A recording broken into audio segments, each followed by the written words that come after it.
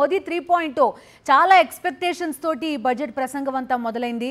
4 points పైన stress తోటి budget ప్రసంగాన్ని స్టార్ట్ చేశారు కేంద్ర ఆర్థిక మంత్రి నిర్మలా సీతారామన్. అయితే మనం మార్కెట్ రియాక్షన్స్ కూడా చూస్తున్నాం. ఏకంగా 800 పాయింట్ల పైన సెన్సెక్స్ పడిపోయిన పరిస్థితి. మార్కెట్స్ ఎందుకు నెగిటివ్గా రియాక్ట్ అవుతున్నాయి? ఇన్ఫ్రాస్ట్రక్చర్ రంగం, అదేవిధంగా మరొక వైపు మేక్ ఇన్ ఇండియాతో గత టర్మ్లో పెద్ద ఎత్తున ఇన్వెస్ట్మెంట్ తేవాలని ప్రయత్నించారు. మరి ఈసారి మ్యానుఫ్యాక్చరింగ్ సేమ్ అదే రంగం పైన స్ట్రెస్ ఉంటుందన్నారు. ఏమైంది అనే ప్రశ్న కూడా ప్రధానంగా వినిపిస్తున్న పరిస్థితి. ఎందుకని మార్కెట్స్ నెగిటివ్గా రియాక్ట్ అవుతున్నాయి అనేది కూడా ప్రధానంగా చూడాలి. అటు డీబీటీ పథకాల్ని ఫస్ట్ టైం ప్రకటించడం కూడా మనం చూస్తున్నాం. ఈసారి ఫస్ట్ ఎవరైతే ఉద్యోగంలో జాయిన్ అవుతారో వాళ్ళకి 15,000 రూపాయలకి తక్కువ ఉన్న వాళ్ళకి మొదటి నెల డైరెక్ట్ బెనిఫిట్ ట్రాన్స్ఫర్ ద్వారా 3 ఇన్స్టాల్మెంట్స్లో వాళ్ళ అకౌంట్స్లో డబ్బులు వేస్తామని కూడా ప్రధానంగా చెప్పడం మనకు వినిపించింది. నిరుద్యోగితని వీలైనంత వరకు కంట్రోల్ చేయడం లక్ష్యంగా కూడా ఈసారి బడ్జెట్లో ప్రధానమైన ఫోకస్ కనిపించింది. అయితే బీహార్కి వచ్చినంతగా, బీహార్ని ఆదుకున్నంతగా ఆంధ్రప్రదేశ్ని ఎందుకు ఆదుకోలేదు అనే ఒక ప్రధానమైన ప్రశ్న కూడా మనకి వినబడుతున్న పరిస్థితి. ఎన్నికలు రాబోయే రాష్ట్రాలపైన కూడా ప్రధానంగా ఈ బడ్జెట్ ఫోకస్ చేసినట్టుగా మనకు కనిపిస్తోంది. సో ఈ అన్ని అంశాల గురించి మనం మాట్లాడబోతున్నాం. పోస్ట్ బడ్జెట్ మనతో పాటు జాయిన్ అవుతున్నారు కేఎస్ ప్రసాద్ గారు, అనలిస్ట్. రాంబాబు గారు మనతో పాటు జాయిన్ అవుతున్నారు. అమర్నాథ్ గారు తెలంగాణ బీజేపీ స్పోక్స్ పర్సన్ మనతో జాయిన్ అవుతున్నారు. శివకుమార్ గారు మనతో పాటు జాయిన్ అవుతున్నారు.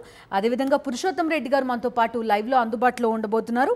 అంబటి రామకృష్ణ నాయుడు గారు కూడా మనతో పాటు లైవ్లో జాయిన్ అవుతున్నారు. మాట్లాడదాం. సో ఫస్ట్ నేను స్టార్ట్ చేయాలనుకుంటున్నది అమర్నాథ్ గారితో. సో అమర్నాథ్ గారు ఎట్లా చూస్తున్నారండి బడ్జెట్ని? ఏపీకి పర్టిక్యులర్గా మాట్లాడుకుంటే కనుక మీరు తెలంగాణ స్పోక్స్ పర్సన్గా ఉన్నారు కాబట్టి ఈ 15,000 కోట్ల గురించి ఎందుకని ఒక్క మాట కూడా కరెక్ట్గా లేదు, గ్రాంట్ లాగా ఎందుకు ప్రకటించలేదు అని ఒక ప్రశ్న. తెలంగాణకు సంబంధించి అసలు అది కూడా వినబడలేదు, రాష్ట్రం పదం కూడా వినిపించలేదు. ఇప్పుడు ఈ బడ్జెట్ మనం ఎట్లా చూడాలంటే అండి, గత ఓట్ ఆన్ అకౌంట్ బడ్జెట్ యొక్క ఇది సీక్వెన్స్. అంటే ఇప్పుడు ఓట్ ఆన్ అకౌంట్ బడ్జెట్ ఈ 4 నెలలకు ఏదైతే ప్రవేశపెట్టారో ఫిబ్రవరి మాసంలో, అట్లాగే ఇప్పుడు ప్రవేశపెట్టే 8 నెలలకు మాత్రమే వస్తుంది. సో ప్రధానంగా ఇప్పుడు ఏంటంటే రాబోయే రోజులలో వికసిత్ భారత్ అంటే 2047కు మనము అభివృద్ధి చెందిన భారతదేశంగా మారాలంటే ప్రత్యేకంగా ఫోకస్ చేయాల్సిన రంగాలు ఏవైతే ఉన్నాయో, ఒకటి ఎంప్లాయ్మెంట్ జనరేషన్. సో ఈసారి నిన్న రాసిన మీరు చూసిన ఎకనామిక్ సర్వేలో చూసినా కూడా employment generation is a new bottom line of any industry అని రాశారు. అంటే బాటమ్ లైన్ అంటే ప్రాఫిట్ అంటే ఏంది, నాలో డబ్బులలో ప్రాఫిట్ చూస్తాం, కానీ ఎంప్లాయ్మెంట్ జనరేషనే new profit for any industry అనేది చాలా క్లియర్గా చెప్పడం జరిగింది.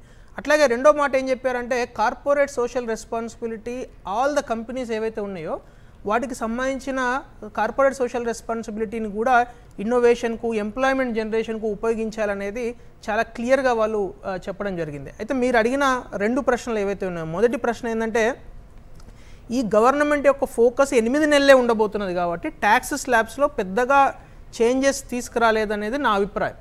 ఇంకా పూర్తి క్లారిటీ రావాల్సి ఉన్నది. బట్ నా పర్సనల్ అభిప్రాయం అయితే, ఎందుకంటే 8 నెలలే ఉంది కాబట్టి ఇది ఓట్ ఆన్ అకౌంట్ బడ్జెట్ యొక్క కాన్సిక్వెంట్ బడ్జెట్. సో నెక్స్ట్ ఫిబ్రవరిలో మనము వేచి చూడాల్సిన అక్కర ఉన్నది. రెండో విషయం ఏంటంటే ఆంధ్రప్రదేశ్కు మీరు ఒకటి అర్థం చేసుకోండి, ఆంధ్రప్రదేశ్కు 15,000 కోట్లు అమరావతి కోసం ఇస్తున్నామంటే ఇట్ ఈస్ 100% గ్రాంట్ రూపంలోనే ఇస్తామని దాని అర్థం. మనం దాన్ని ఏ విధంగా ఇంటర్ప్రిట్ చేస్తామో అనేది రూపంలో ఇస్తే అదే చెప్తారు కదా, ఎందుకని మల్టీలాటరల్ డెవలప్మెంట్ ఏజెన్సీస్ ద్వారా ఇస్తామని. ఇప్పుడు అదే చెప్తున్నాను కదా. ఇప్పుడు పోలవరం చేస్తామని చెప్పారు, ఇట్ ఈస్ అండర్స్టూడ్. పోలవరం జాతీయ ప్రాజెక్టు, దాన్ని మళ్ళీ వీళ్ళు చేస్తారా, కేంద్రం చేస్తుందా, రాష్ట్రం చేస్తుందని చెప్పాల్సిన పని లేదు. ఇప్పుడు పోలవరం గురించి budget allocation, Polavaram already allocation జరిగినది. లాస్ట్ 4 నెలల ముందు వచ్చిన ఓట్ ఆన్ అకౌంట్ బడ్జెట్ లో రూపాయి అలొకేషన్ లేదు వాటికి. అట్లా కాదండి, పోలవరంలో ఆల్రెడీ క్రానికల్ ఆర్డర్ లో ఉన్న బడ్జెట్స్ లో స్పెసిఫిక్ గా పోలవరంకి కన్సాలిడేట్ అమౌంట్ ఇంత స్పెసిఫిక్ గా ఉంటే అట్లీస్ట్ ఓట్ ఆన్ అకౌంట్ లో ఇంత కన్సాలిడేట్ అమౌంట్ ఉంటుంది. మొత్తం టోటల్ అనుకుంటాం. అలా కాదండి, ఇప్పుడు దిక్కులేదు దానికి. అట్లా కాదండి, టోటల్ ఇరిగేషన్లో ఇప్పుడు 100 రూపాయలు ఇస్తాం అనుకోండి, 100 రూపాయల యొక్క డిస్ట్రిబ్యూషన్ చెప్పాల్సిన అక్కర్లేదు. ఇది జాతీయ ప్రాజెక్ట్ అంటే ఆ ఇరిగేషన్ బడ్జెట్ లో ఆటోమేటిక్గా ఇట్ ఈస్ ఇంక్లూడెడ్. అలొకేషన్ లేకుండా ఎక్కడి నుంచి అవుతుంది? అదేనండి, ఫర్ ఇన్స్టెన్స్ విభజన హామీ 2014లో పోలవరం ప్రాజెక్ట్ జాతీయ project, X amount is been allocated. Subsequent గా దానికి 1, 2, 3, 9, 10 ఇయర్స్ లో ఎక్కడ రూపాయి అలొకేషన్స్ కనబడకుండా ఇరిగేషన్ 5 ఇయర్స్ అయితే శూన్యం. జాతీయ ప్రాజెక్టులు దేశవ్యాప్తంగా దాదాపు 15 వరకు నిర్మాణం సో ఈ 15 గురించి చెప్పాల్సిన అక్కర ఉండదు కదండి. అట్లీస్ట్ దానికి అలొకేషన్ ఉండాలి. కన్సల్టెంట్ ఫండ్ ఈ జాతీయ ప్రాజెక్టులకి ఎక్స్ అమౌంట్ స్పెసిఫిక్ అలొకేట్ చేసి టోటల్ ఇరిగేషన్ ఫండ్ అంటే ఏంది, టోటల్ ఇరిగేషన్ అలొకేషన్ అంటే ఏంది, ఇవి 15 కాకుండా వేరే ఏదైనా ఉందా? రైట్. ఒకసారి పురుషోత్తం రెడ్డి గారితో మాట్లాడదాము. పురుషోత్తం రెడ్డి గారు, అమరావతి పైన చాలా ఆశలు పెట్టుకుంది రాష్ట్ర ప్రభుత్వం. ఎందుకంటే 1,00,000 కోట్ల రూపాయలు కావాలి. ఆ 1,00,000 కోట్ల రూపాయలు ఎంతో కొంత కేంద్రం ఇస్తుందనుకున్నారు. రెండోది, హోదా అడగలేదు కాబట్టి అడగలేదు, మనం పూర్తిగా అడగలేదు, వదిలేసాం, దాన్ని పక్కన పెట్టేశాం. వాళ్ళు పెట్టేశారని మనం కూడా పక్కన పెట్టేశాం. స్పెషల్ ఫైనాన్షియల్ అసిస్టెన్స్, ప్రత్యేక ప్యాకేజీనో ఆర్థిక సహాయమో ఏదో ఒకటి వస్తుందని ఇవన్నీ పక్కన పెడితే ఈరోజు 15,000 కోట్ల రూపాయలు అమరావతి నిర్మాణానికి, రాజధాని నిర్మాణానికి అని చెప్పటంలో మెలికలు ఏమైనా కనిపిస్తున్నాయా? స్ట్రైట్గా చెప్పినట్టుందా? గారు, మీకు, బిందు గారికి, ప్యానలిస్టులు అందరికీ నమస్కారం. బీజేపీ ప్రతినిధి మాట్లాడే విషయంలో 2 విషయాలతో నేను ఏకీభవిస్తాను. ఒకటి, ఇది జాతీయ బడ్జెట్ కాబట్టి జాతీయ స్వభావం ఉంటుంది. 2, పోలవరానికి సంబంధించి డయాఫ్రమ్ వాల్ విషయం తేలేంత వరకు డబ్బులు కేటాయించే పరిస్థితి ఉండదు, ఎందుకంటే నిర్మాణమే ఉండదు కాబట్టి. రెండో పాయింట్, నేను ఈ ఒక్క పాయింట్లో నేను అంటే మనం ఎప్పటి సవరించిన అంచనాలు దాదాపు 55,000 కోట్లు, 52,000 సంథింగ్ ఎంతో ఉంది. సో దాన్ని ఆమోదిస్తున్నామని చెప్పండి, అంతవరకు చెప్పండి చాలు. అది అవుతుందా లేదా, తర్వాత ఎప్పుడు అవుతుంది అనేది నిర్వాసితుల విషయంలో యాక్సెప్ట్ చేయాలి బడ్జెట్. నిర్వాసితులకు 33,000 కోట్లు, 27,000 కోట్లు ఏదైతే అంచనా వేశారో అది మా బాధ్యత అనేది కేంద్ర కేబినెట్ ఒప్పుకోవాలి. ఇంతవరకు జరగలేదు. అది చేసేసిన తర్వాత నిధులు క్రమబద్ధంగా కేటాయించుకోవాలి. రిహాబిలిటేషన్ అనేది నిర్మాణంలో భాగం, R&R అనేది నిర్మాణంలో భాగం. వాళ్ళు యాక్సెప్ట్ చేయలేదు ఇంకా. అది అట్లా పోక ఏ ప్రాజెక్ట్ కట్టగలం యాక్సెప్ట్ చేయకుండా? ఏ ప్రాజెక్ట్, దేశంలో ఏ ప్రాజెక్టు పూర్తి కాదు కదా. నో 70% కట్టినప్పుడు కనీసం 70% గ్రామాలైనా తరలించి వాళ్ళకి రిహాబిలిటేషన్ ఇవ్వాలి కదా, వాళ్ళకి పరిహారం అందించాలి కదా. కాబట్టి ప్రాజెక్ట్, నేను అనేది ఏంటంటే ఒక ప్రాజెక్టు అంటేనే R&R ప్యాకేజ్ తో కూడుకున్నది. అది లేకుండా ప్రాజెక్ట్ పూర్తి కాదు కదా. బైఫర్కేషన్ యాక్ట్ లో కూడా అదే ఉంది, R&R కూడా కేంద్ర ప్రభుత్వమే భరించాలని. అయితే దాని ఇంతవరకు కేంద్ర కేబినెట్ ఆమోదించకపోవడం అనేది అన్యాయం. 10 ఏళ్ళు అయిపోయింది కూడా. ఇది మొదటి పాయింట్. మన ఏపీ వరకు వస్తే ఈరోజు కేంద్ర మంత్రి ప్రకటించిన దాంట్లో ఒక అస్పష్టత ఉంది, ఆ విషయాన్ని తేల్చాలి. ఇప్పుడు బీజేపీ ప్రతినిధించినట్టే నిర్మలా సీతారామన్ గారు చెప్పేస్తే చంద్రబాబు గారికి మనం అందరూ అభినందనలు చెప్పొచ్చు. పాయింట్ ఏంటంటే చాలా క్లియర్ గా మంత్రి గారు చెప్పిందంటే మల్టీలేటర్స్ డెవలప్మెంట్ కార్పొరేషన్స్ ద్వారా మేము అరేంజ్ చేస్తాము ఆంధ్రప్రదేశ్ అని చెప్పారు. మల్టీలేటర్స్ కార్పొరేషన్స్ ఏంటి? ఏషియన్ డెవలప్మెంట్ బ్యాంక్ ADB, మళ్ళీ CGIF, IFC, MIGA, ఈ 4 బ్యాంక్స్ ని మనం మల్టీలేటర్స్ డెవలప్మెంట్ బ్యాంక్స్ గా చూస్తాం. ఈ బ్యాంక్ నుంచి ఇది ఖచ్చితంగా అప్పే. అయితే ఈ అప్పుని రాష్ట్ర ప్రభుత్వం భరించాలనా, కేంద్ర ప్రభుత్వం భరిస్తుందా?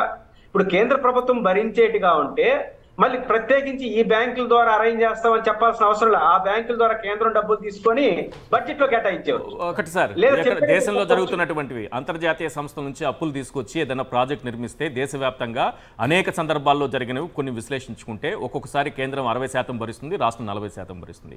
ఒకసారి కేంద్రం 20% భరించవచ్చు, రాష్ట్రం 80% భరించవచ్చు. అదే హోదా ఉంటే రాష్ట్రం కేవలం 10% భరిస్తే, అప్పును భరిస్తే చాలు, 90% కేంద్రమే భరించాలి. ఇక్కడ క్లారిటీ మిస్ అవుతోంది, ఎవరు ఎంత భరించాలి అన్నది. అని నేనేమంటానంటే అసలు మల్టీలేటర్స్ డెవలప్మెంట్ బ్యాంక్ నుంచి ఎందుకు కేటాయించాలండి? జనరల్ బడ్జెట్ మీరు నిజంగా ఆంధ్రప్రదేశ్ రాజధానికి మీరు సహాయం చేయదలుచుకుంటే నేరుగా బడ్జెట్ లో అలికేట్ చేయొచ్చు కదా. బడ్జెట్ లో అలికేట్ చేయలేదంటే ఇది అప్పు. ఇది దేశం మీద అనబడుతుంది, రాష్ట్రం మీద అనబడుతుంది. సరే, దేశం అంతా భరిస్తే పక్కన పడుతుంది. ఆంధ్రప్రదేశ్ ప్రభుత్వం ముఖ్యమంత్రి గారు ఒక ప్రకటన చేయాలి. ఈరోజు అసెంబ్లీలో కూడా అభినందనలు తెలియజేస్తున్నారు, చెప్పారు. నా పాయింట్ ఏంటంటే ఇది రాష్ట్ర ప్రభుత్వానికి అప్పుగా అదనంగా మీరు కేటాయిస్తున్నారా, అప్పు తీసుకొచ్చి కేంద్రం భరిస్తా ఉందా?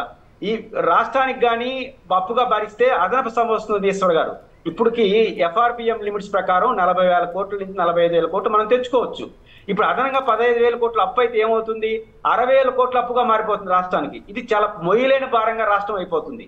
అప్పు తెచ్చి కేంద్రం భరించాలంటే ఉన్న ఒకే ఒక మార్గం ఈ దేశంలో ఇప్పటి వరకు హోదా ఉన్న రాష్ట్రాల్లో మాత్రమే సాధ్యమైంది. కేంద్రమే పూర్తిగా భరించాలంటే కేంద్రం ఎందుకు పూర్తిగా భరిస్తుంది సార్? హోదా ఇచ్చి ఆ టెక్నికాలిటీస్ పూర్తి చేస్తారా, లేదా హోదాతో సంబంధం లేకుండా రాజధాని సహకరించే పేరుతో మీరు అప్పును భరిస్తారు? అది మీరు తేల్చుకోండి కేంద్ర ప్రభుత్వం.